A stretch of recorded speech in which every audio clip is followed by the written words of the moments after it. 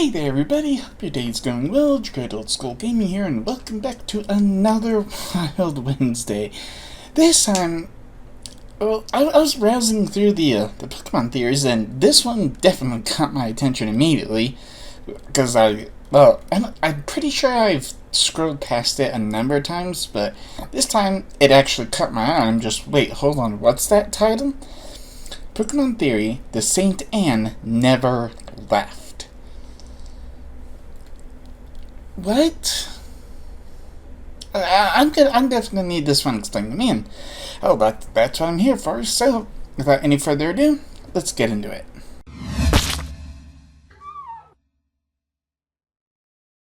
Today's theory is one of my own. As a child, I was always curious about things in Pokemon Red and Blue. I didn't realize the if and then statement logic in Pokemon, and always wondered things like why trainers never move, we're always standing around, and when you beat them, nothing happens. They just stand there forever. I will be looking into where the Saint Anne went in Red and Blue, and if it ever even came back. So sign in and get ready to add to the conversation below as we explore the depths of the sea for a sunken ship.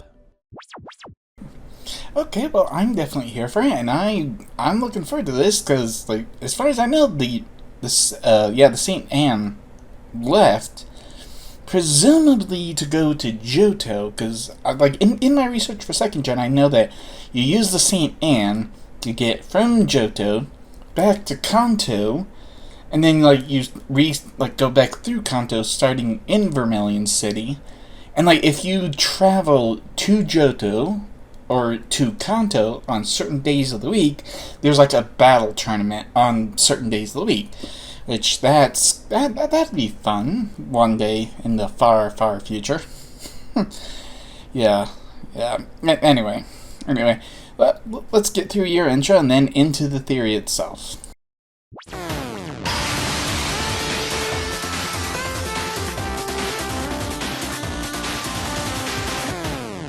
I understand that looking at this theory through a more realistic sense would tear it apart, so I'm going to be using in-game logic to try and figure this out.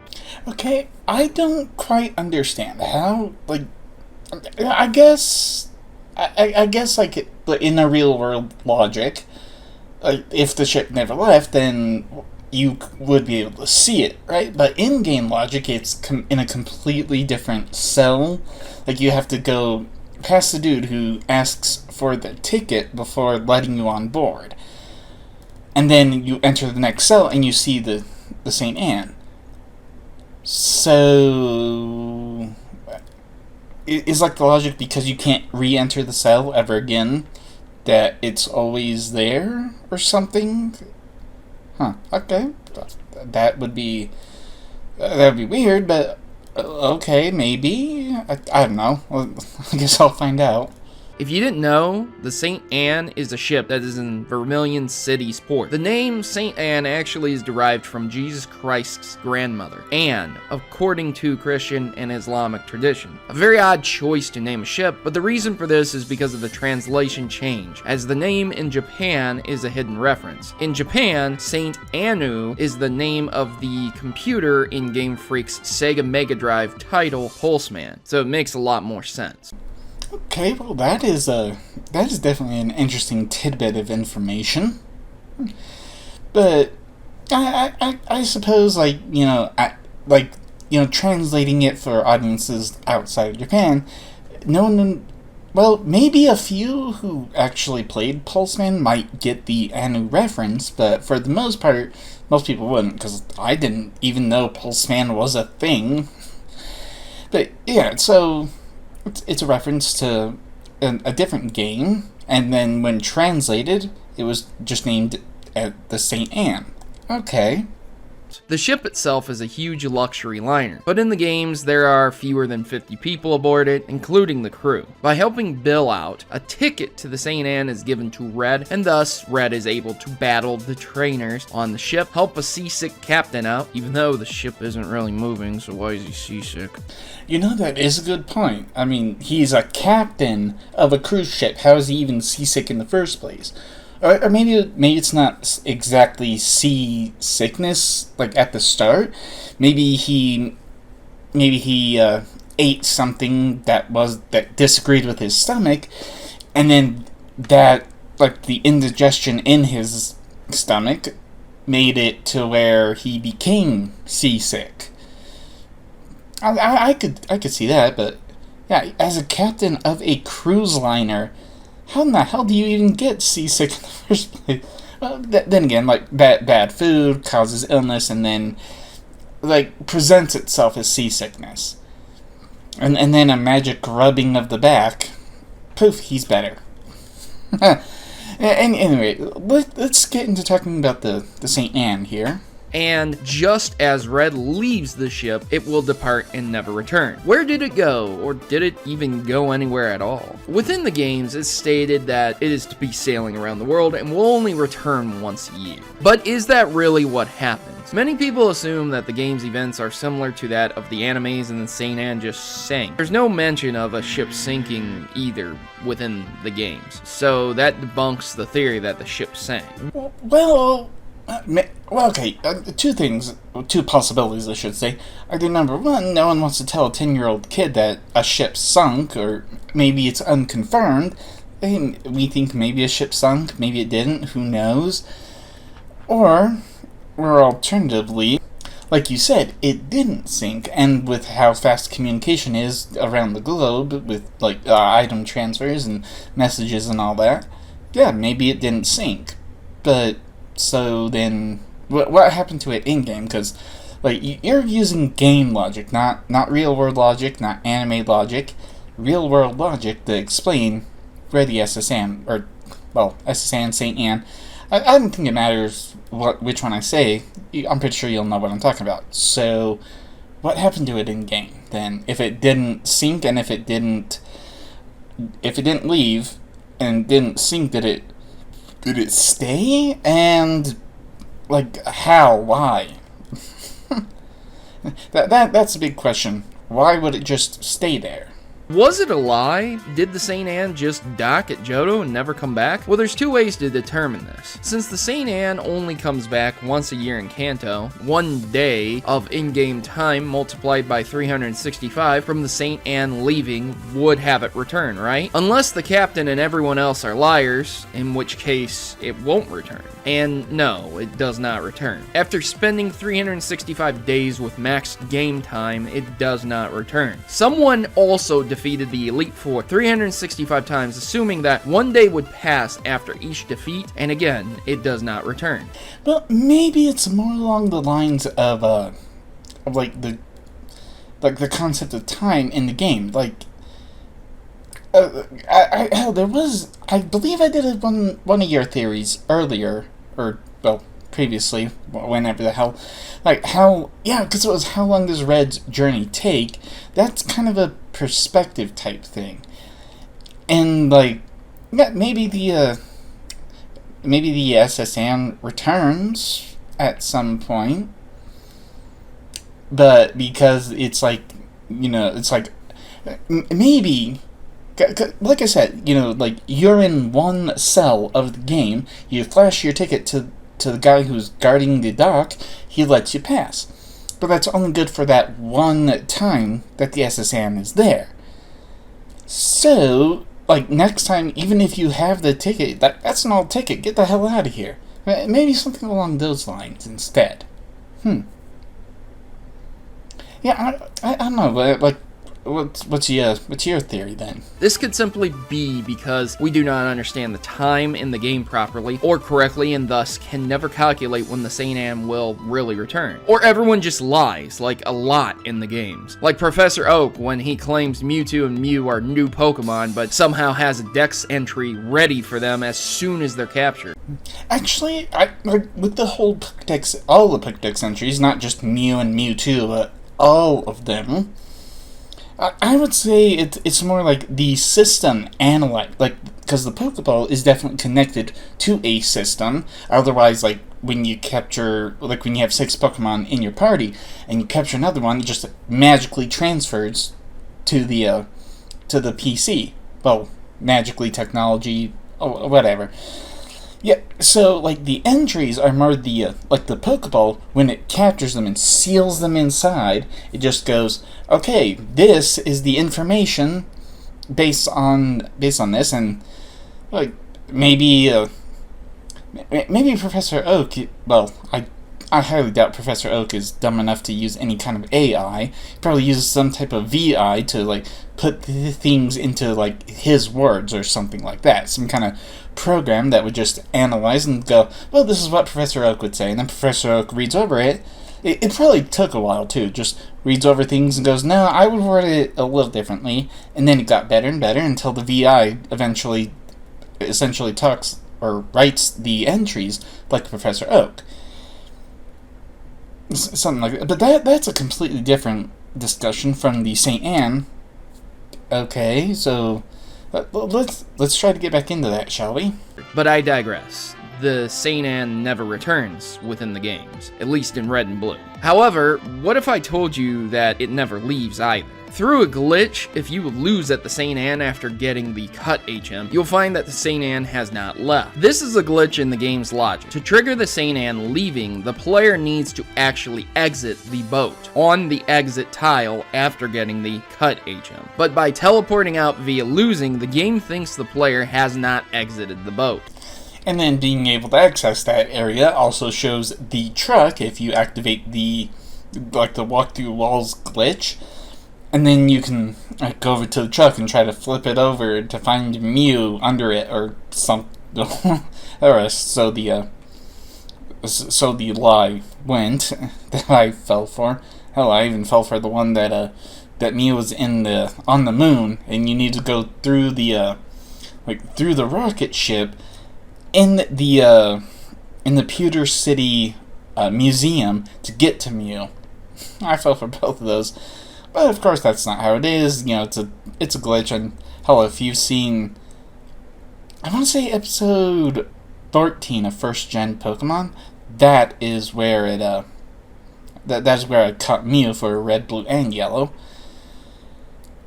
Yeah, so I don't know. Is it anyway? That's again that is another topic for a different theory. So, okay, so the St. Anne doesn't leave unless you actually exit. I take it that means, like, after, defeating the rival and getting the cut, HM, and then, like, maybe there's a trainer that hasn't been beat. I actually, I could see that happening a certain way, like, beat the rival, but then leave the ship before getting the cut, then come back, get cut, but come back with only one super weak Pokemon, then fight one of the trainers on board, black out, and run away, or something like that. I could definitely see that happening. But okay, so yeah. Anyway, that activates the glitch, which means the St. Anne never leaves. But that's like not how it's supposed to be. Alright, hell, you mentioned at the beginning of this, if then. So, like, if you get the cut HM, the St. Anne is supposed to leave because the captain feels better. But it doesn't? Like, does this tie into the theory? I don't know. Got, what, less than a couple minutes left, so let's find out. So yeah, the St. Anne will never leave. Returning later after getting the Surf HM will allow players to surf around it and explore the small contained area. This is what started the whole Mew is under the truck rumor that is so famous, even known to this day. Where did the St. Anne go, and does it ever come back? Ladies and gentlemen, the truth is, the older Red and Blue games have a lot of glitches, and the developers probably thought that no one would ever want to revisit this ship, which is why it just leaves. In later entries, the developers put in options to rebattle trainers, but in Red and Blue, once an area was cleared, that was it. There's nothing left, especially if there were no wild Pokemon there. Tell me, comment section, did you sail aboard the St. Anne, or were you left behind as it sailed away? I've been your host, ProtoMario, and I'm signing out. Thanks for watching, and as always, good gaming, and God bless. Okay, well, I guess I have about a minute less than I initially thought. I didn't realize the final minute would be a essentially a promotion for ProtoMario's Patreon, which, I mean, hell, if you want to go and support it, go right ahead. I'm not going to stop you. So, the answer is just that it's a glitch. That's it. Yeah, I suppose. I mean, hell, I fell for the Mew under the truck trick. I fell for the Mew up in the rocket ship on the moon. Yeah. Yeah, like you said, game developers would never have, like, initially thought that. I mean, hell, because Yellow was kind of I guess almost an intermediary sequel, like, kind of a connection but follow-up. Because, like, there's the one old man in the Viridian. The one old man in Viridian City who like, well, in Red and Blue, he captures the Rattata. But in Yellow, he doesn't, because in Red and Blue, the act of the old man catching the Rattata kind of, like, screws with it, like, the underlying game code. Kind of thinks that the player has caught the Rattata because, like, normally, only the player is going to throw a Pokeball. But in this case, it's an NPC, and it kind of, like, messes with the code. And the game developers didn't realize that, so people who had Red and Blue could activate the missing node glitch to duplicate the item in the, I want to say, the 6th or the 7th slot. I forget which one, but yeah, people essentially just want to clone and clone and clone. And, like, especially with Rare Candy or Master Balls or, well, really, that's it. I suppose you could clone Nuggets, but then again, it's like, after a while, money doesn't really matter, especially how even if you're not playing Blue and you can't get a Meowth on your own, there is that Payday TM on the whatever coast south of Lavender Town. Yeah, but you do have to surf in order to get it. Yada yada yada. And anyway, so. Yeah, I would definitely agree with you that the game developers probably didn't ever think to look at certain lines of code that get jacked up if you do certain things in a certain way. I mean, hell, this was like the mid-90s, and like, yeah, it maybe not always glitches, but sometimes it's more exploits when people like kind of like see what happens to the code when they do certain things, especially with hardware into hardware, like the first gen games. It was, a cartridge that was technically hardware into the Game Boy, which was more hardware, and certain people could buy certain devices to see what happens when they do certain things and take, like, advantage of certain exploits, so to speak. Although, and which is why in Yellow, the missing node glitch is changed, because the old man never catches the Rattata. But the actual Mew glitch is still there because that was so it's so specific. You have to step in front of someone who sees like 3 tiles and tries to stop you, then teleport away with the Abra, then fight certain trainers. I think there's at least 2 or 3 different trainers that can possibly be like, oh hey, let's fight.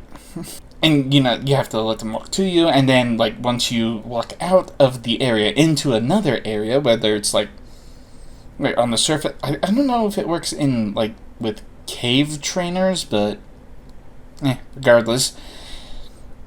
Yeah, so, there are just, certain things that the game developers never really took time to look at, because they never thought to actually look at what's happening with the code while certain other things are happening. Like how, like, certain things overlay that might glitch with each other. At least in first gen. I don't know really of any other, like, glitches within the games of second gen. I mean, yeah, there's Game Shark, but whatever. Anyway, I'm rambling on. So, like I said, I agree with you that, the St. Anne never leaving is just a glitch. It is supposed to have left. As for, like, if you were to wait, like, 365 days, should it return?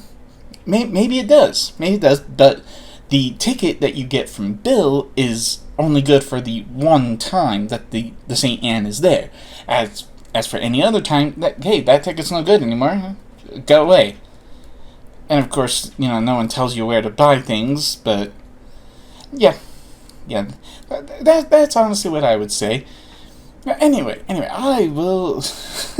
Yeah, that's gonna be it for this one. I will catch you in the next one. Thank you so much for watching and listening to my constant rambling. Yeah, don't forget to smash the like button, subscribe if you haven't hit that bell so you can always be notified whenever I upload another video. And as always, have fun.